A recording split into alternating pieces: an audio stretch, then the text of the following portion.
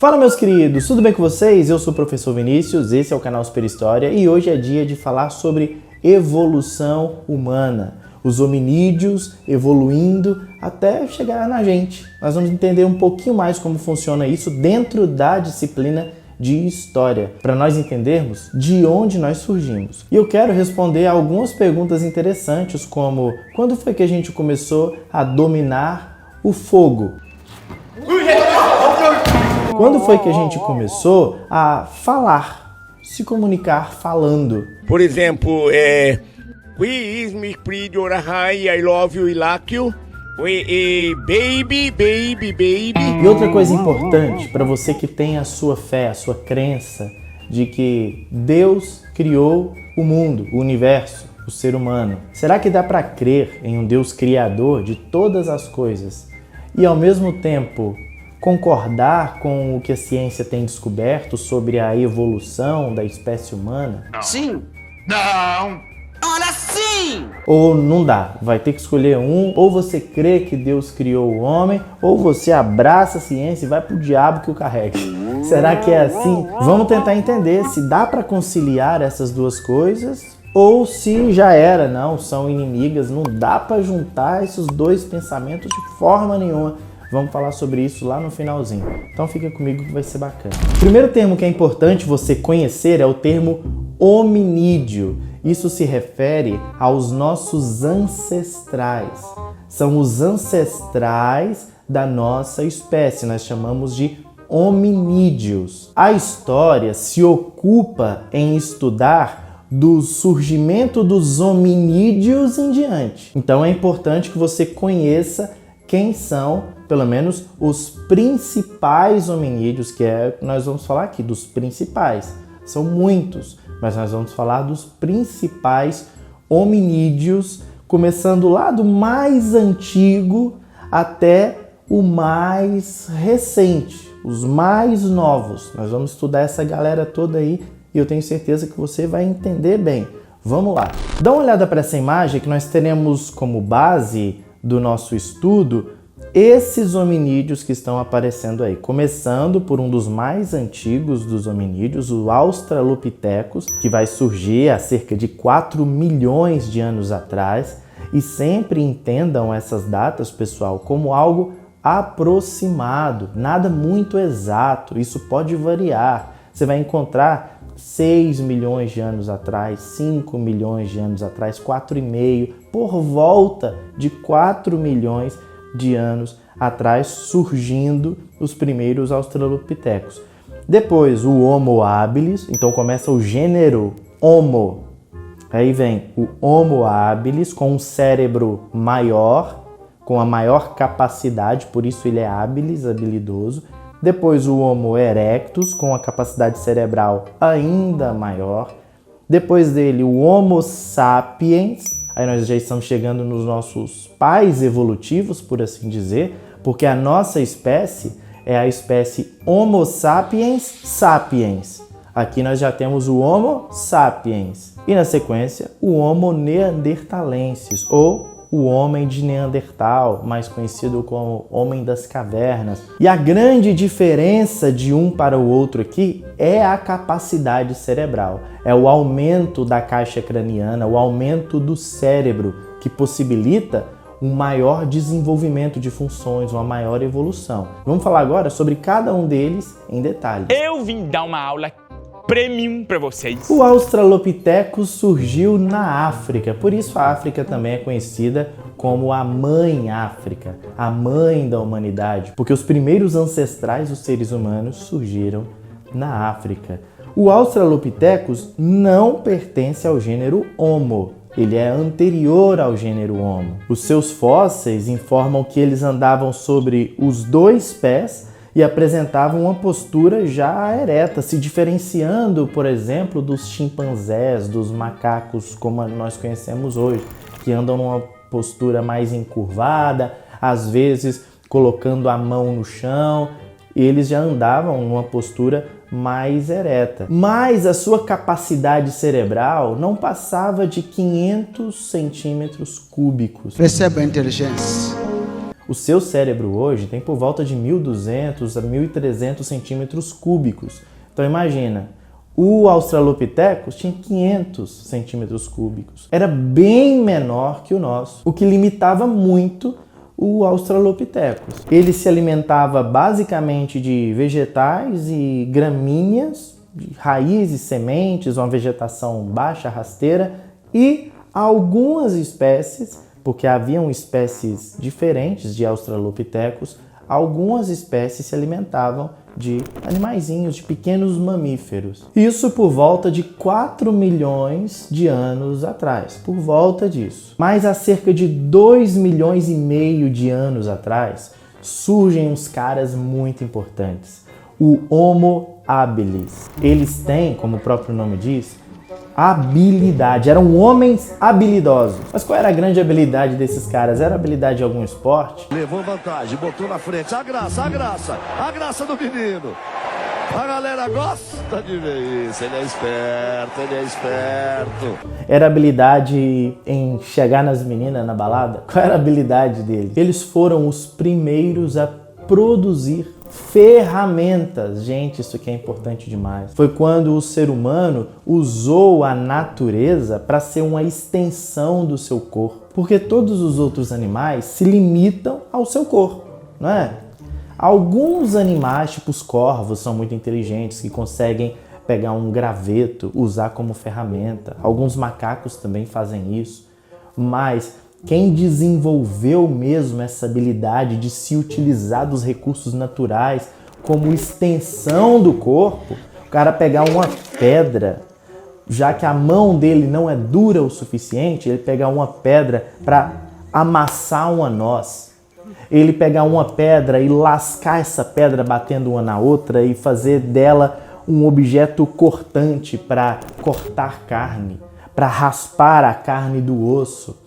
E aí ele fazia esse tipo de ferramenta com pedras, com ossos, com um pedaço de pau, com o que tinha, com o que a natureza fornecia para ele, ele criava, ele fazia ferramentas. Daí vem o nome habilidoso, Homo habilis. Esses caras já caçavam animais, inclusive a carne já estava se tornando, para o Homo habilis, a fonte principal de alimentação. Diferente do Australopithecus, que se alimentava de vegetação, na maior parte dos casos, na maioria das vezes, o Homo habilis já se alimentava muito de carne. Carne moída, legumes.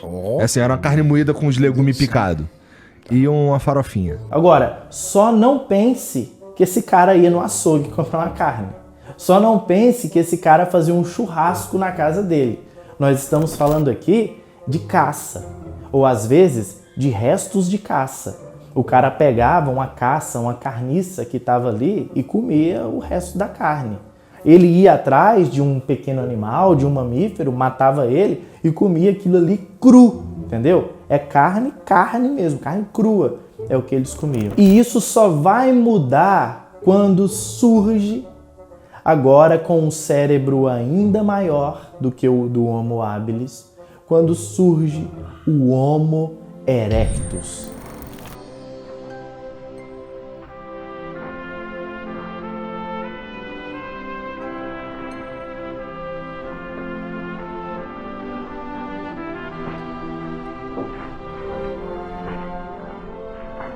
Se o Homo habilis tinha um cérebro com a capacidade de mais ou menos uns 800 centímetros cúbicos, um pouco maior do que o de um gorila, o Homo erectus agora possui um cérebro com a capacidade de 900 centímetros cúbicos. Já ampliou, já aumentou. Ele agora é um homem que olha para frente, para cima, que consegue ter uma visão panorâmica das coisas, que consegue caçar melhor. O Homo erectus surge também na África cerca de 1.800.000 anos atrás e ele perdurou, ele continuou sobrevivendo até 300.000 anos atrás. Olha o quanto durou o Homo erectus. Olha o quanto essa espécie sobreviveu, porque os caras tiveram muito sucesso. Sucesso na caça, sucesso na migração. Eles foram os primeiros ancestrais humanos a saírem da África, saírem do continente africano, indo para a Índia, para o Oriente Médio, para a Europa. Os instrumentos que eles utilizavam para caça já eram instrumentos um pouco mais trabalhados, aperfeiçoados. Eles já tinham algumas facas e raspadores para raspar a carne do osso. Eles já conseguiam fazer algumas lanças para caçar melhor. E aqui está uma coisa fundamental que o Homo erectus fez. Ele conseguiu dominar o fogo.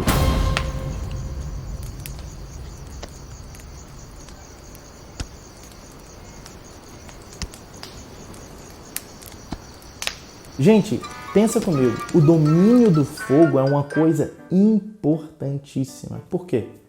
Porque dominar o fogo garantia calor nos momentos de frio, garantia iluminação para um lugar escuro, garantia proteção contra os predadores, contra os animais. Bicho nenhum gosta de fogo. Chega fogo na cara de um bicho pra você ver, sai correndo, pode ser o bicho que for. Olha o bicho vindo, moleque. Olha o bicho vindo, moleque. Fez com que o ancestral humano desse um passo além na cadeia alimentar. Agora a gente estava chegando bem no topo, porque com fogo nas mãos é difícil algum bicho que seja mais poderoso que a gente. Olha o bicho vindo, moleque. E imagine o seguinte, nessa época não era todo mundo, todos os seres humanos que já dominavam o fogo. Algumas tribos começaram dominando o fogo. Alguns lugares começaram dominando, aprendendo a dominar o fogo, utilizando-se de combustíveis naturais, conseguindo técnicas para fabricar, para criar o fogo. E as tribos que dominavam esse tipo de tecnologia acabavam se sobressaindo sobre outras. Se houvesse um confronto entre grupos de Homo erectus, um que já dominava o fogo e as suas tecnologias, o outro que ainda não dominava, que não sabia, que não entendia nada daquilo, qual vocês acham que iria ganhar? Que tipo de tribo duraria mais? Aquela que dominava o fogo, que conseguia agora até cozinhar os seus alimentos, ou aquela tribo que ia comendo tudo cru, do jeito que pegava, aquela carniça? Qual vocês acham que iriam permanecer? Então é óbvio que as tribos que tinham mais tecnologia, domínio do fogo, permaneceriam mais, durariam mais tempo. Isso ajudou muito, isso fez com que houvesse uma progressão na evolução humana. Depois do Homo erectus, nós podemos falar do Homo sapiens, quer dizer, o homem sapiente, com conhecimento, com uma sabedoria. Raciocínio racional. Esse seria uma versão mais arcaica, mais antiga de nós. Nós somos Homo sapiens sapiens, nós estamos falando agora do Homo sapiens. Já está começando a se parecer com a gente. Se você topasse com Homo sapiens na rua, já dava de lembrar a gente, entendeu? Você parece a minha irmã gêmea. O Homo sapiens surge há cerca de 500 mil anos atrás. Eles eram excelentes caçadores, tinham já uma habilidade com as ferramentas, já haviam aperfeiçoado o trabalho com as ferramentas. Isso dava a eles a condição de abater animais grandes, porque as ferramentas eram melhores. Esses sim, esses eram os caras que a gente pode dizer, pode afirmar que eles cozinhavam carne. O Homo sapiens já começava a fazer pequenas casas, pequenas moradias e costuravam roupas com pele de animais para se aquecer, para ficar na moda, entendeu? Que coisa mais linda! O próximo, que foi contemporâneo do Homo sapiens, surgiu também por volta de uns 500, 400, 1000 anos atrás, é o Homo neanderthalensis, ou como é conhecido pela cultura pop, nos desenhos, ou como às vezes nós chamamos, o Homem das Cavernas, o Homem de Neandertal.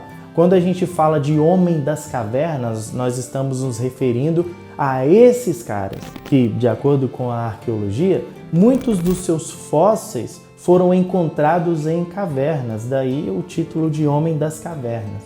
Eles surgiram numa região mais fria, mais glacial, ali na Europa, habitando também em outras partes do mundo. Nesses lugares mais frios, eles conseguiram se desenvolver mesmo em meio ao frio. O homem de Neandertal viveu até cerca de 35 mil anos atrás. Sabe o que isso significa? O Homo sapiens sapiens, a nossa espécie, surgiu cerca de 200 mil anos atrás. O homem de Neandertal foi extinto definitivamente há cerca de 35 mil anos atrás. Isso então significa que os dois, a nossa espécie e o homem de Neandertal, o homem das cavernas, os dois coexistiram. E digo mais, os dois se envolveram amorosamente. Que demais! Sim, houveram cruzamentos entre essas espécies. E algumas pessoas, quando você faz um tipo de mapa genético da pessoa, é possível perceber várias pessoas que têm uma porcentagem, que carrega informação genética, uma porcentagem de neandertais. Eles eram muito organizados na caça. Inclusive caçavam em grupo, já tinham essa organização para caçar em grupo, para cercar grandes animais, para abater esses animais. Eles desenvolveram uma série de ferramentas de pedra, como raspadores, facas, ponta de lança, o que exigia um grande controle das mãos. O cara tinha que ter ali um controle fino, específico, para manipular determinadas ferramentas e para construir essas ferramentas que eles faziam. Meus parabéns. Meus parabéns. Meus parabéns. E lembra que eu perguntei lá atrás, quando foi que os nossos antepassados começaram a falar, a usar a linguagem? Foram esses caras. O Homo neanderthalensis, o homem das cavernas, o homem de Neandertal. Foram eles que começaram a linguagem. E de acordo com essa matéria, cujo link está aí no primeiro comentário fixado, o hipoglosso, essa partezinha do corpo humano, era responsável por controlar os movimentos da língua. Esse nervo, o hipoglosso, se insere no crânio através de um orifício e ele é 2 vezes maior nos seres humanos modernos do que nos chimpanzés, por exemplo. De acordo com esse critério, as formas mais primitivas de Homo não poderiam ter falado, porque eles tinham esse hipoglosso pequeno, curto, o que dificultava o movimento da língua. Isso coloca o início da fala realmente com os neandertais, em torno de 400 mil anos atrás. Foi quando o ser humano começou a falar. Eles também foram os primeiros a enterrarem os seus mortos, a terem essa percepção de que se alguém morreu, essa pessoa não pode ficar ali. Esse corpo, existe um valor inerente nesse corpo. A gente precisa fazer uma cerimônia para valorizar essa pessoa que pereceu. Então a gente precisa enterrar ela. A gente precisa fazer uma cerimônia para se despedir dela. Eles foram os primeiros a fazer isso. Eles também aprenderam a cuidar dos feridos. Porque antes, os nossos outros ancestrais tinham dificuldade. Se alguém era ferido num momento de caça, não tem muito o que fazer, deixa esse cara morrer aí, não vai ter como salvar ele. Lembrando que todos os outros nem falavam, nem articulavam fala.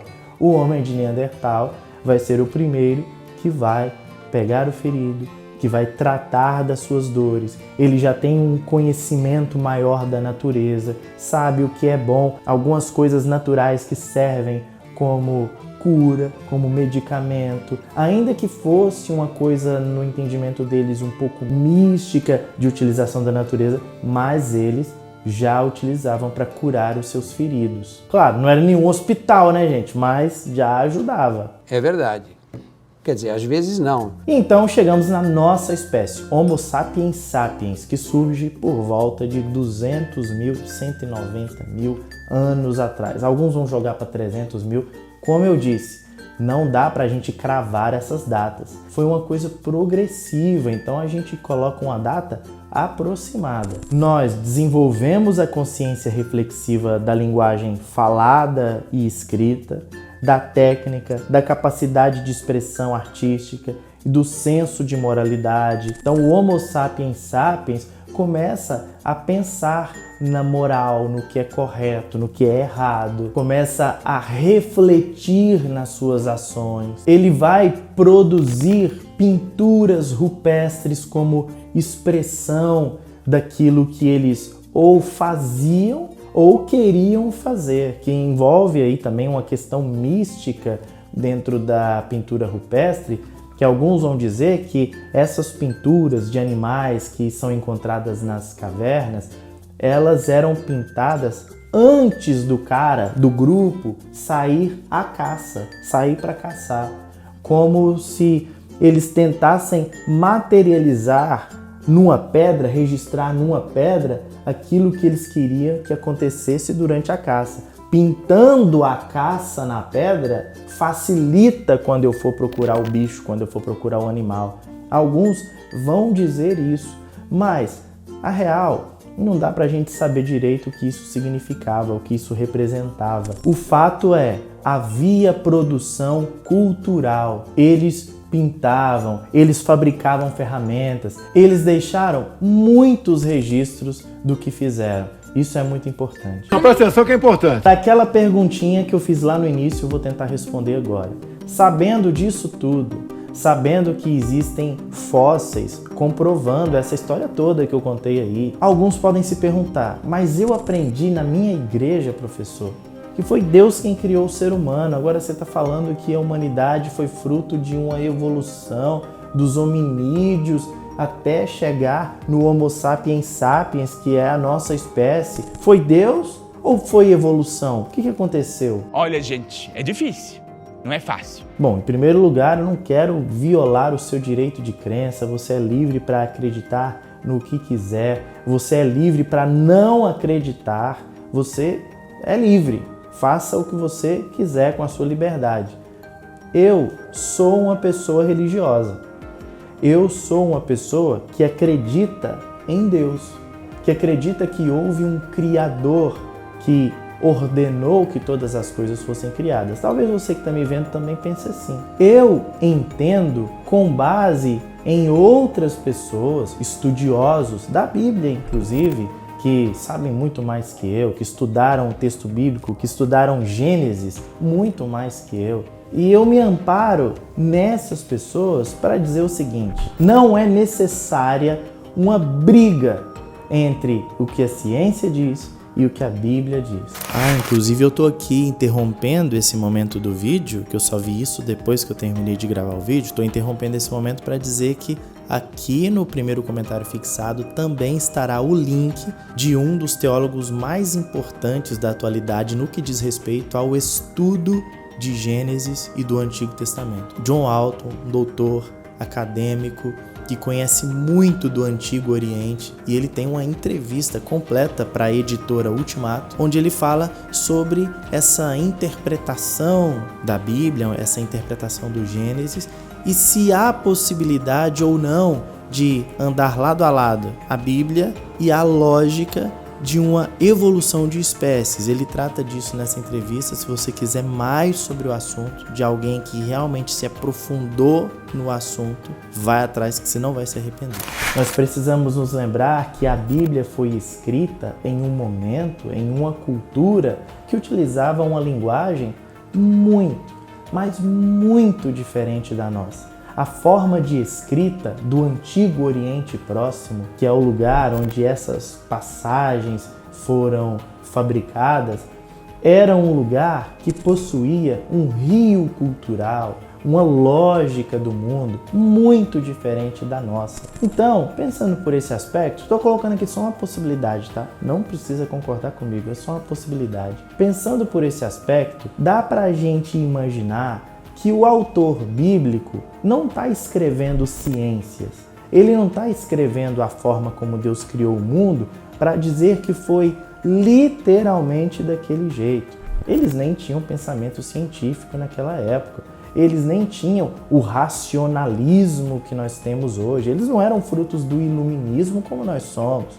Então, pensa só, o autor bíblico refletiu e escreveu de acordo com a sua cultura como foi o surgimento da humanidade. A intenção dos autores bíblicos, de acordo com muitos estudiosos, é muito mais de explicar as razões de Deus ter feito todas as coisas. É muito mais colocar Deus como aquele que faz existir todas as coisas, do que especificar literalmente como cada coisa aconteceu. Então, ao meu ver, não tem por que brigar.